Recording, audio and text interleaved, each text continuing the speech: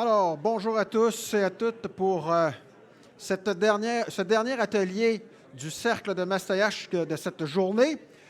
Comme vous le savez, par la suite, nous nous dirigerons vers Val-Jalbert. Mais avant tout, nous avons une annonce à faire de la part d'Hydro-Québec et du CDE-PNQL. Non, c'est pas le CNPC. Oui, c'est ça. Alors, petite vidéo d'abord et on vous revient par la suite.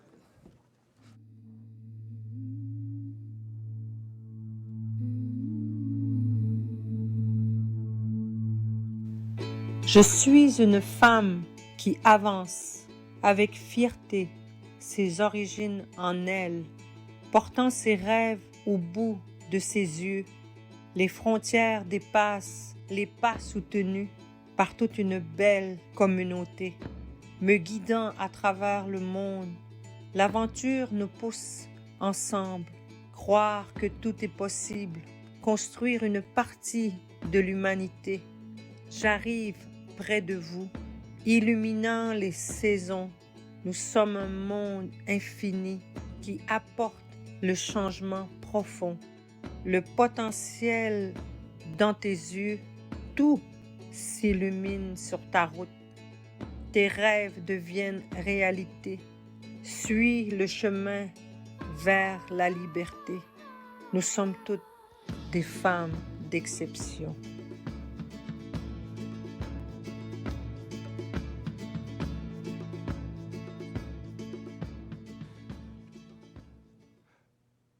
Veuillez accueillir Ginny Thibodeau-Rankin, DG intérim du CDE-PNQL, ainsi que Julie Boucher, vice-présidente développement durable et relations avec les communautés.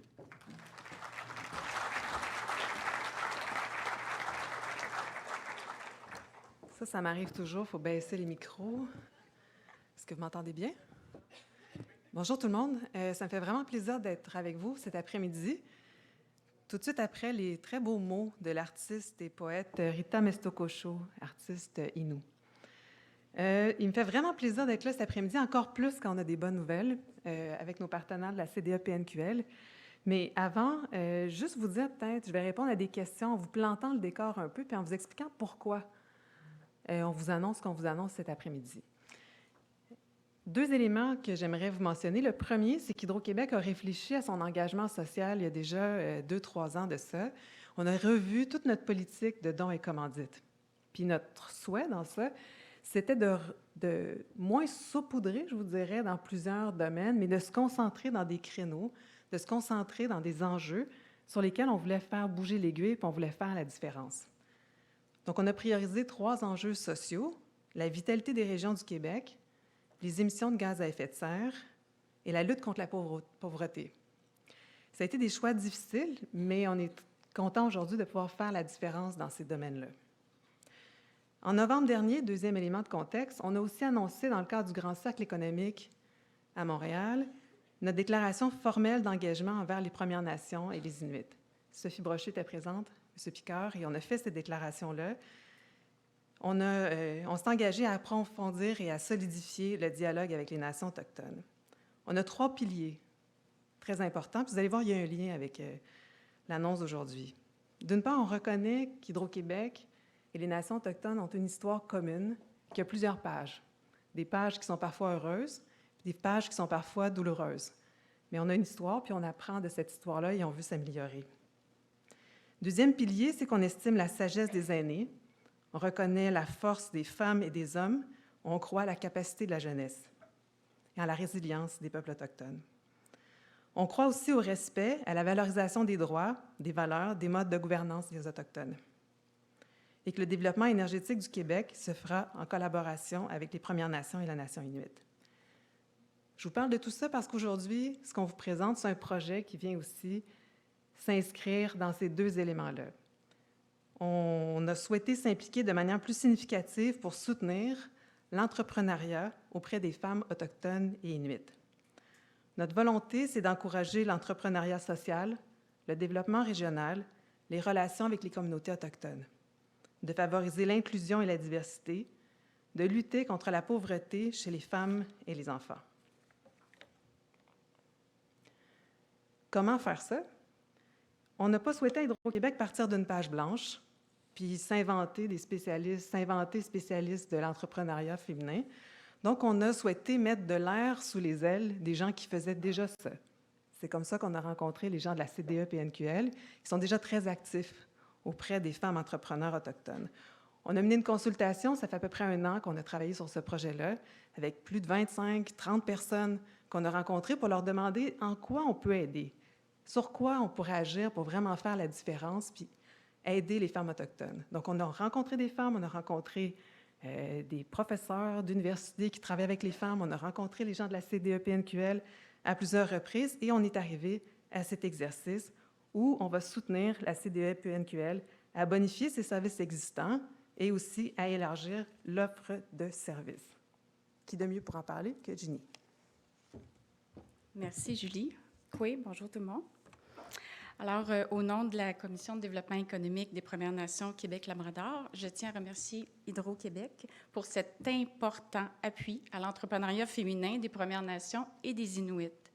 Cette collaboration est très significative pour nous puisqu'elle permettra la création de 3 emplois et de bonifier les services que nous offrons déjà depuis plusieurs années en entrepreneuriat féminin. Plus encore, cette collaboration permettra de mettre en place un programme de réseautage, de mentorat entre entrepreneurs allochtones et autochtones, de soutenir la création d'entreprises privées et collectives en offrant 50 bourses Nikaniwin au cours des 5 prochaines années. Ces bourses seront versées à des membres des Premières Nations et des Inuits qui ont un projet d'affaires et qui ont besoin d'un coup de pouce pour passer des idées aux actions. En plus de mettre en place l'accès à une contribution financière pour le développement de sites Internet, nous allons créer une structure de microcrédit venant répondre à un besoin exprimé par les femmes entrepreneurs. Cette structure, qui sera créée en étroite collaboration avec la Société de crédit commercial autochtone, la SOCA, permettra de répondre à des besoins maintes fois identifiés dans la littérature et même par les femmes elles-mêmes. Nous allons également soutenir le déploiement de l'identification Premières Nations, incluant un soutien financier aux entrepreneurs souhaitant adopter le logo de la marque officielle.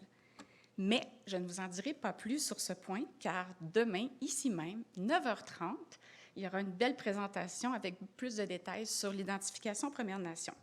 Mais ce n'est qu'un début, car d'autres projets et activités pourront voir le jour grâce à cette collaboration, ce qui nous permettra de maximiser notre impact auprès des femmes entrepreneurs autochtones et inuits. Mais le plus important pour nous, c'est que nous pourrons créer des modèles forts de femmes d'affaires qui pourront assurément inspirer les générations à venir et à suivre le chemin de l'entrepreneuriat. Miigwech.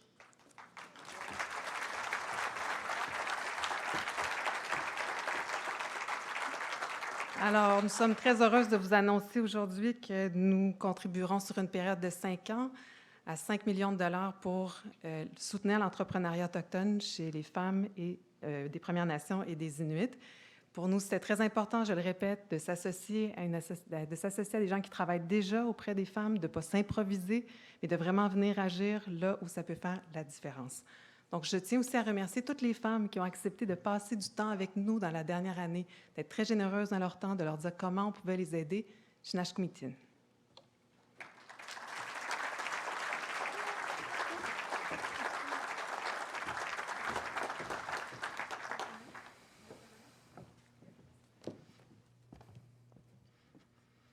Bravo pour cette belle annonce. Alors, passons à nos travaux réguliers.